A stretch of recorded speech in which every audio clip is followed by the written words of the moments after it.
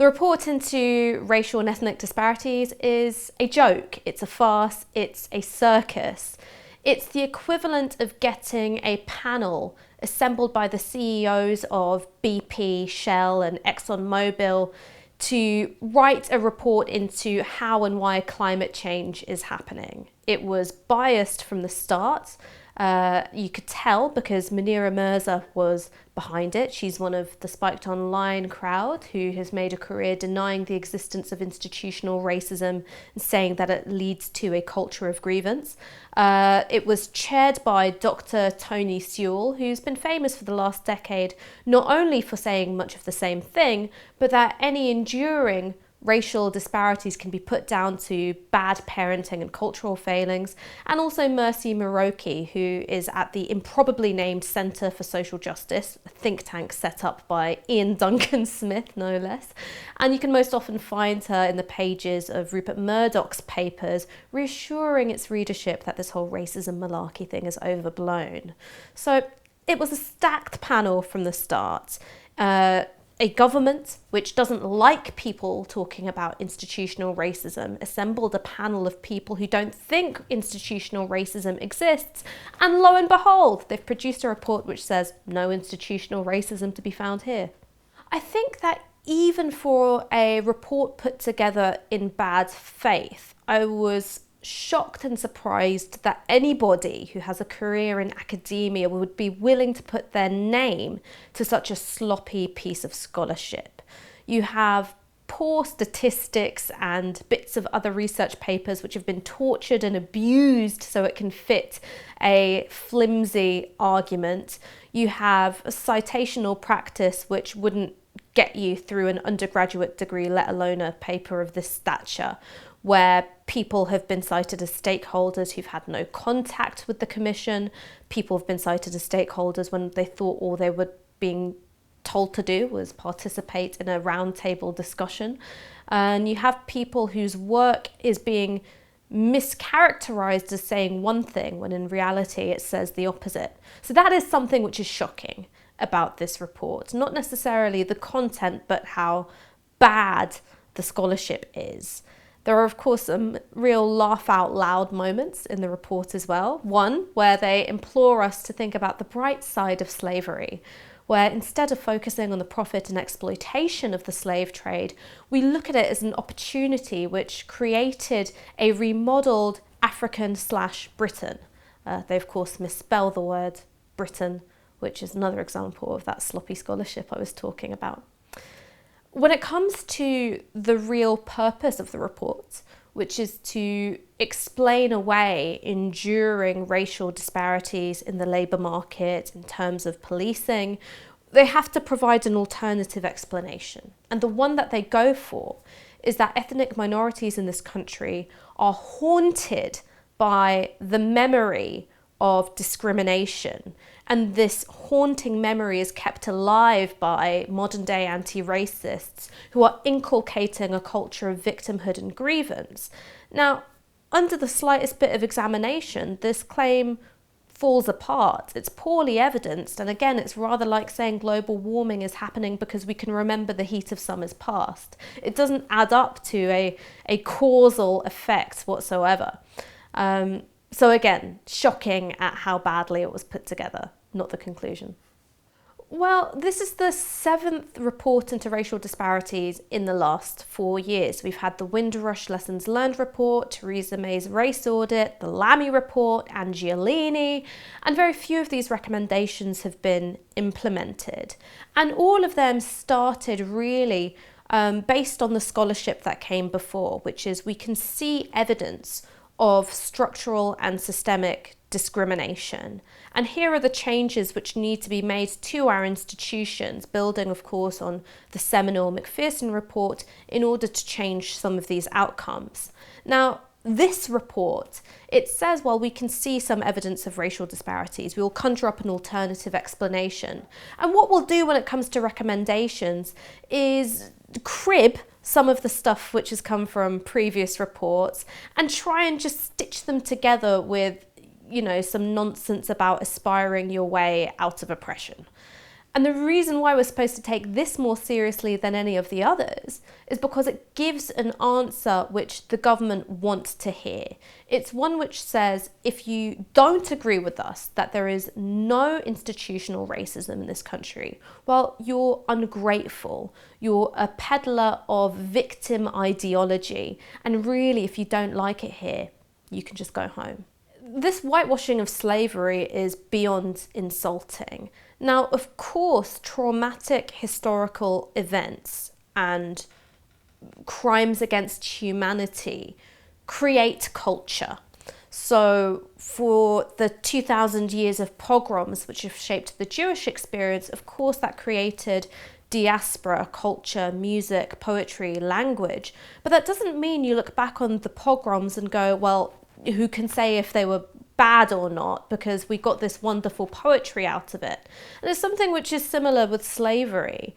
Now, there is no bright side of the mass trafficking, rape, torture, and forced labour of Africans over centuries. There is no bright side.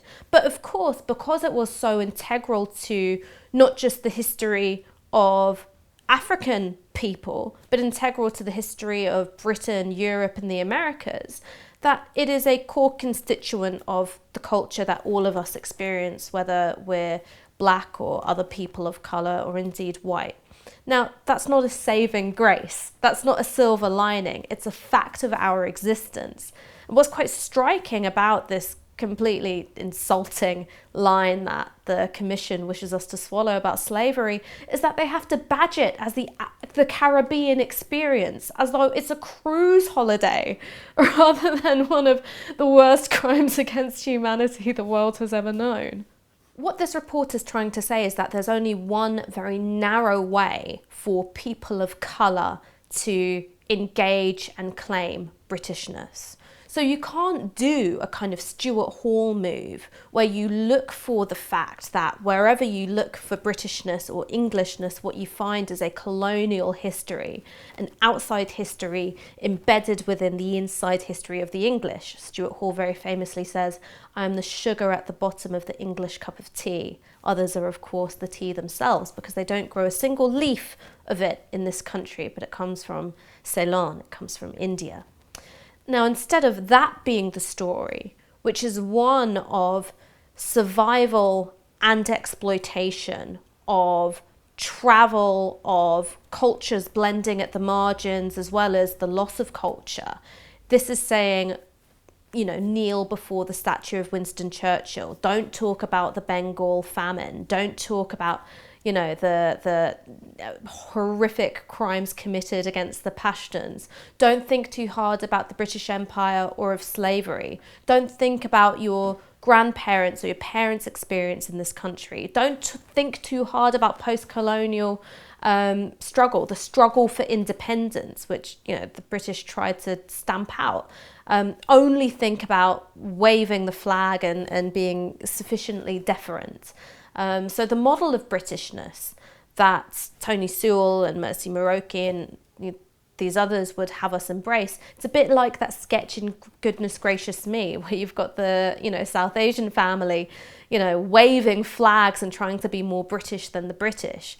It's a kind of British identity which doesn't even really exist for white British people in this country. It's a complete fiction, and it's all about pledging allegiance to these symbols of domination, exploitation, empire, rather than any kind of truly remodeled, outward-looking Britishness. Well, you know, as a wise man, Tony Montana once said, you know, never get high off your own supply. That's when things begin to go wrong. And there is a Tory obsession with spaces of knowledge production, because they look at the demographics in this country, the fact that they've got older white voters on lock, but when it comes to more diverse voters, and in particular when it comes to young voters, they've got no way in. And so that's why they're becoming obsessed with these phantoms of cultural Marxist influences at the BBC or within universities or within schools, because what they're trying to do is stage a hostile takeover so they can use these notionally autonomous national institutions for propaganda purposes, for inculcating young people with right-leaning ideology. So that's where all this stuff about, oh, they're banning white authors, or oh, they're trying to decolonize the curriculum, or oh, they've torn down the statue of Cecil Rhodes comes from. There's a deep paranoia about losing one's grip on future generations. Now, of course, because universities are spaces of intellectual interrogation, of debate, of rigor, people debate what you see on the course syllabus. And so when I was at university in my first year, we questioned the fact that we only had one black writer on the core texts course, and then, you know, they got rid of her and replaced her with a white South African man. But the purpose of a university is to have that debate, and to even have students self-organising and saying, but we want a different kind of education. We want one which doesn't just relentlessly focus on, you know, white men. We want to look at the kind of suppressed and buried histories of those times. That's called a healthy academic culture. And these self-identified free speech warriors who are going on and on about cancel culture and no platforming, they actually want to clamp down on that culture of interrogation, dissent, and fix the curriculum in stone as being reactionary and nationalistic so that it can produce reactionary and nationalistic thinkers. Is Britain institutionally racist? Well, put it this way, I'd be very surprised if it wasn't. Britain is still struggling to cope with the loss of its empire. It's never been able to get its head around the fact that, in the words of Kojo Karam and Kerem Nijinjolu, that they had their arses handed to them by the very people they'd considered racially inferior. And then, of course, those same peoples were borne aloft on the promises of that empire to this country and to these shores. And I think that in a lot of ways that was a very traumatic experience. And that's why we've never really been able to have a national identity, which hasn't made extraordinary demands on formerly colonised peoples to pledge allegiance and bow down before the symbols of their former oppression. So on one level, you can see the psychopathology of racism being reproduced down the generations in increasingly paranoid and hysterical forms, from its political correctness gone mad to rivers of blood, from David Cameron talking about multiculturalism having failed to now the Commission on Racial and Ethnic Equality saying institutional racism doesn't exist. These are the paranoid fantasies of a disturbed mind. These aren't rational responses to changes in social, historical, or political circumstances. Now, as for the institutional racism bit, which is how our institutions, whether it's the police or the healthcare system or our education system or housing, reproduce differential outcomes, again, down the generations, well, the evidence is pointing in one direction there. Of course, there isn't a homogenous experience. The experience of working class Caribbeans is often very different from a middle class Indian. We can't expect all people of colour to be treated the same way because there are intersections of geography, of class, of gender, of immigration status. But you do have a generalised phenomenon of being treated unfairly, and these unequal outcomes enduring across the generations despite the best efforts of some people within those institutions to make some changes. Now, Britain is distinct from countries, for example, France or Spain, where they don't put that much funding into either measuring unequal outcomes or trying to address them.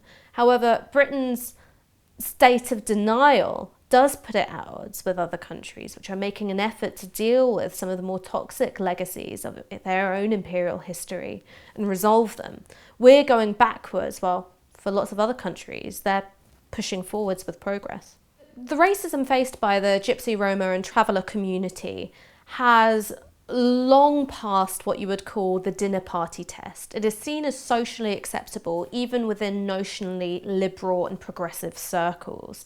When I was working in the hospitality industry, I was instructed by my manager, don't serve anyone who looks like they might be part of the GRT community. This is a community which is not just marginalised, but so routinely demonised, and that demonisation being used as a pretext to exclude this community from public life, that we very rarely want to interrogate this as a form of discrimination, bigotry, or hatred. And just look at the Labour Party. It's absolutely an open secret that the Labour Party use in their campaigning materials in local elections anti-GRT sentiments to win over voters on the doorstep. And the sad fact is that it works. And it's because while you have had some acceptance of discriminating against people because of their colour of their skin being wrong, we haven't had that kind of reckoning or recognition when it comes to the GRT community. And it's a form of racism which is particularly European. You don't have analogues in the American context. And I think that because our anti-racist movement is quite often deferent to the American experience and trying to replicate the language that's suitable for America over here, that has sometimes led to a blind spot within anti-racist spaces of dealing with anti-GRT ideology and anti-GRT sentiment within our own circles and thinking about it as a struggle which sits very much alongside our own. Is it important to remember the party of Windrush commissioned this report? Well, if Hannibal Lecter took over the Vegetarian Society and started putting out reports, you would go, maybe this is relevant information, wouldn't you? There is a conflict of interest here. Were the Conservative Party to take seriously the matter of institutional racism, you wouldn't have the immigration policy that we have currently got. We have asylum seekers crammed together at Napier Barracks in absolutely dreadful conditions, where you've got Priti Patel deporting people left, right and centre, even when their cases are still under review. You wouldn't have Cressida Dick banging the drum for stop and search and saying, hey, there's no institutional racism to be found here. So were this matter to be taken seriously by this or any other government, it would necessitate a full-scale overhaul of all of our public institutions. And that's why there's been a lot of buy-in into this report from public institutions, because they've got a vested interest in not challenging their own practices when it comes to racial discrimination. There's a famous Groucho Marx quote, which is, who are you going to believe, me or your lying eyes? And that is the Boris Johnson strategy all over. You corrode the public sphere, you utterly degrade it by pumping out information which nobody trusts. And within this context, where there's a lack of trust in shared institutions, a lack of trust in shared information, you can polarize and win over an increasingly reactionary and paranoid majority. So that is the point of this report. It's to give racists, in the words of Doreen Lawrence, the green light by handing them a battle standard with which to batter people of colour over the head and say, look, racism doesn't exist.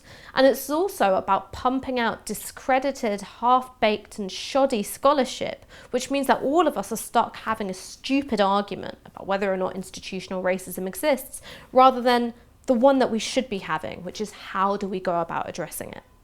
The one thing that you've got to understand about the media when it comes to this report is that every step of the way, they've been played like a fiddle. They've been amplifying every stupid culture war story that Boris Johnson and Priti Patel and Munira Mirza and formerly Dominic Cummings wanted the country arguing about, whether that's, Churchill being, dunked in the Thames or whatever else it is. So they've been looking for these stories to polarize, to divide and to degrade the public sphere. And then when it comes to this report in particular, they used some very unusual forms of embargo, which meant that journalists couldn't seek expert comment before the report had been put out in order to constrain the ability of journalists to shine a critical light on this report. And so what that meant is you only had the government's top lines, the one that they briefed, going out into the next day's press. So everyone was having the argument that the government wanted them to have, and it was polarising. It pitched mandatory optimism, celebrate this country or else, against the naysayers, the doomsters and the gloomsters, as Boris Johnson likes to call them. And that's an argument he's very, very comfortable with.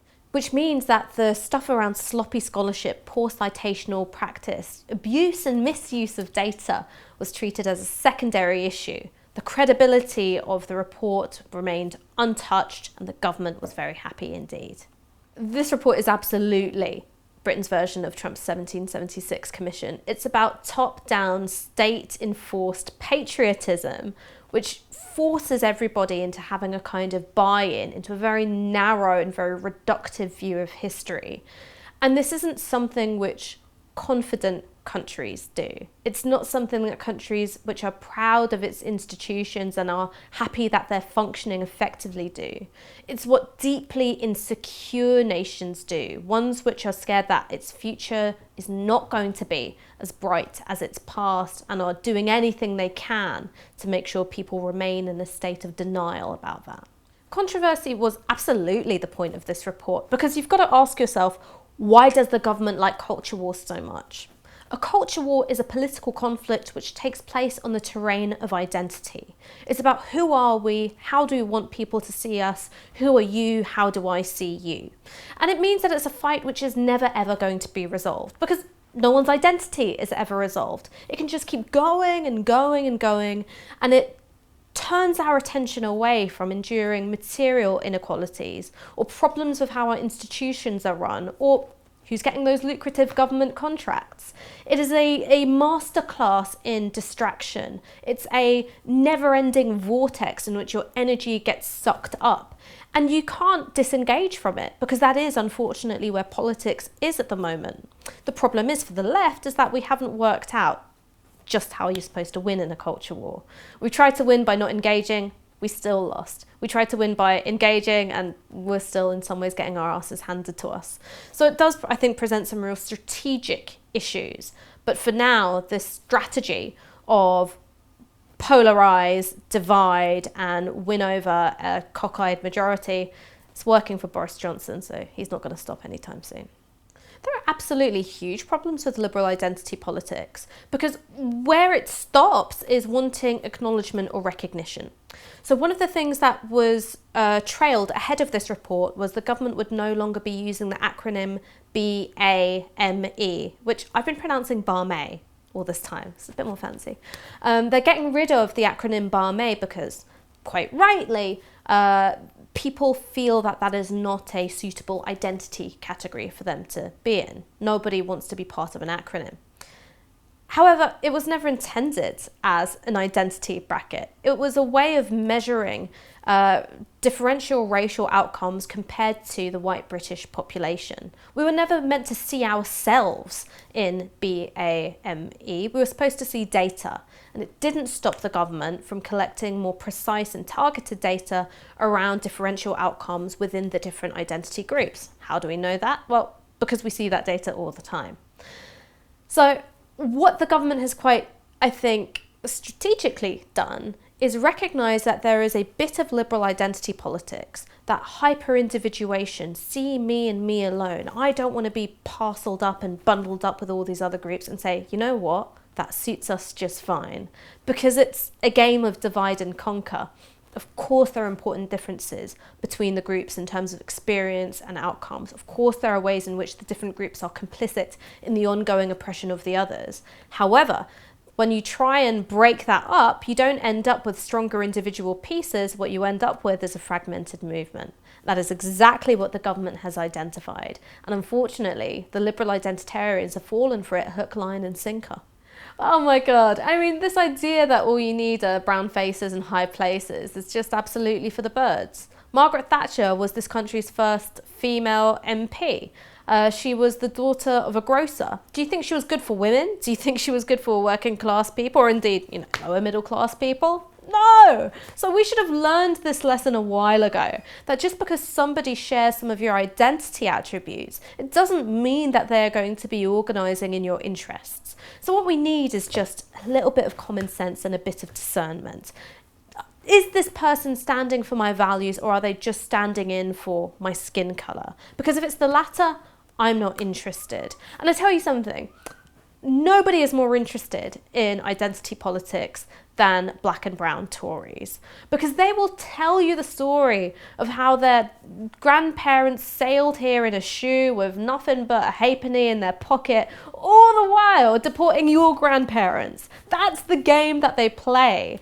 What they are a flimsy cover for the ongoing institutional racism of the state, just now with a little bit of diversity bunting at the top. When people talk about the white working class, they're not interested in the working class bit of that formulation. They're interested in the white bit. And how can you keep white people invested in a deeply unequal economic system while you guarantee that there's always going to be people who are more dehumanized, more oppressed, more exploited, more disrespected group of people than you? That's the wages of whiteness. Now, it's not rational, it's a psychopathology. Just because I see somebody else being treated cruelly doesn't mean I'm going to be treated any better, but it has a lot of buy-in, because that's the logic of racial superiority. It's that I can just be born, I can just exist within the skin that I have, and I'm already worth more than you, right? That's the point. And of course, there have been changes to all of that. You have an anti-racist movement which has been relatively successful in establishing the shared humanity of people of colour.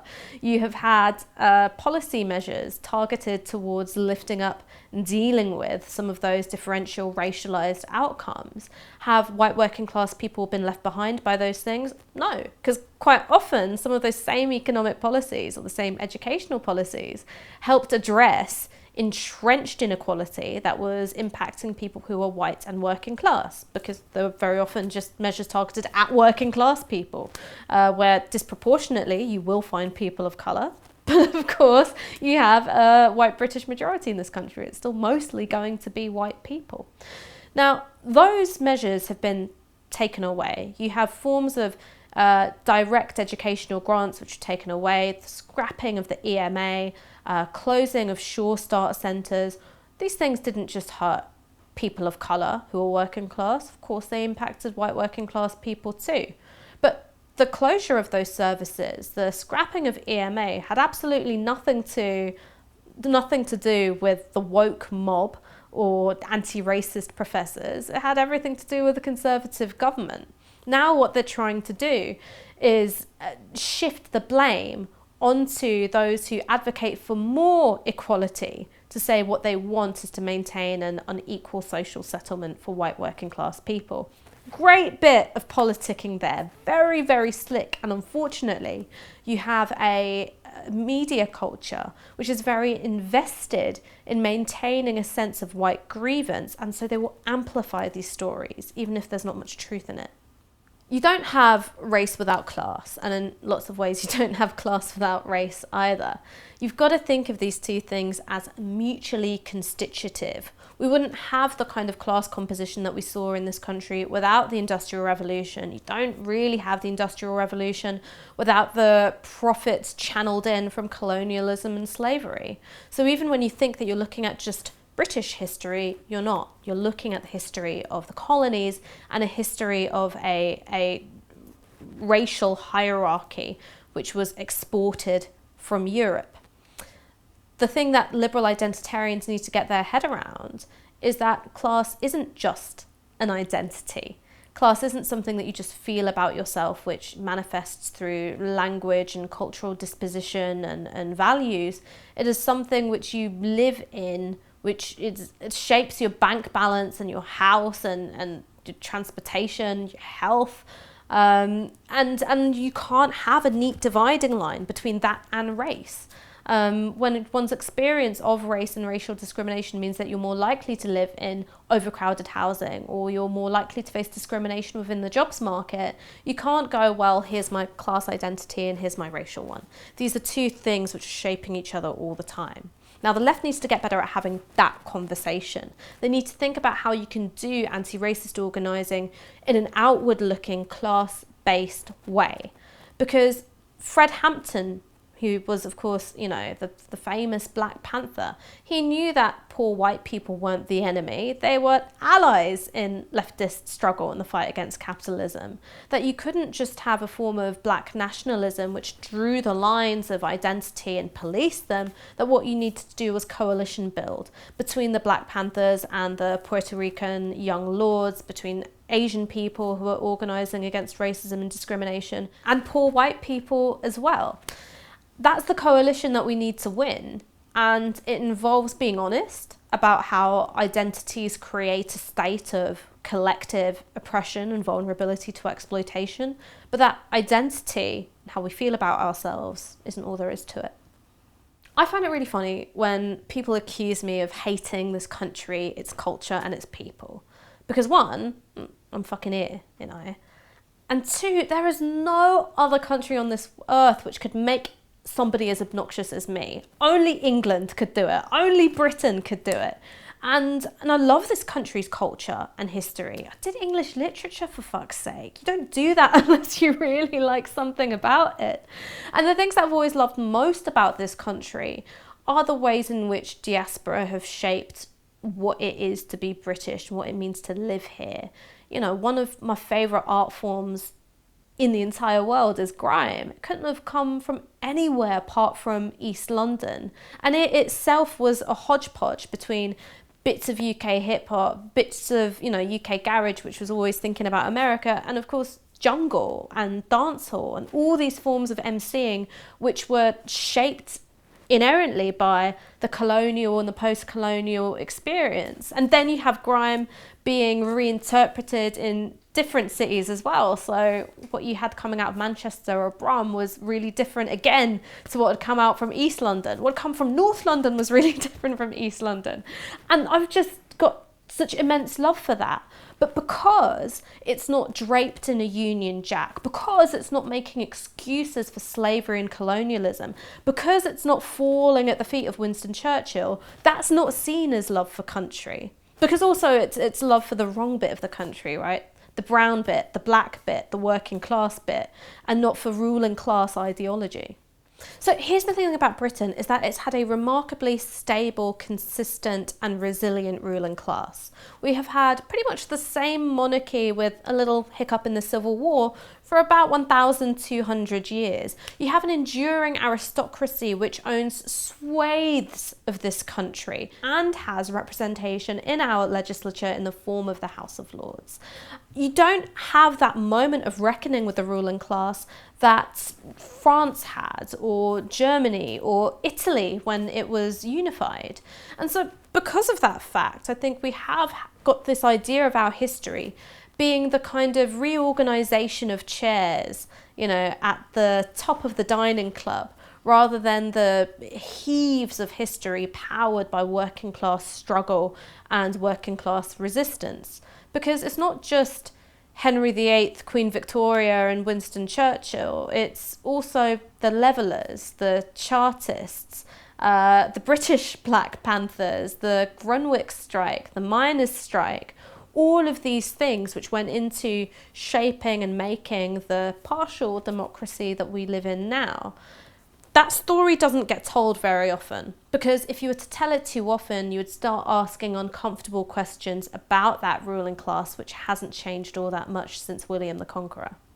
The left loves defeat, and the left loves disaster and catastrophizing and fatalism. But we believe in people power. We don't believe in governments producing reports which give us permission to be angry or permission to identify the social conditions that we live in. So as long as there are people, there are hope. There's hope. You can work with that. You do have a country of changing demographics, of young people who have no buy-in to the system as it is, and people of colour who are politically and socially literate. That's some pretty good ingredients to work with if you want a people-powered movement. The problem with liberal identity politics is that it puts recognition from the state above self-organisation and above collective struggle and above solidarity. So if we want those ingredients to mean anything, in some ways we've got to divest ourselves of the desire to be recognised by those at the top and start recognising each other.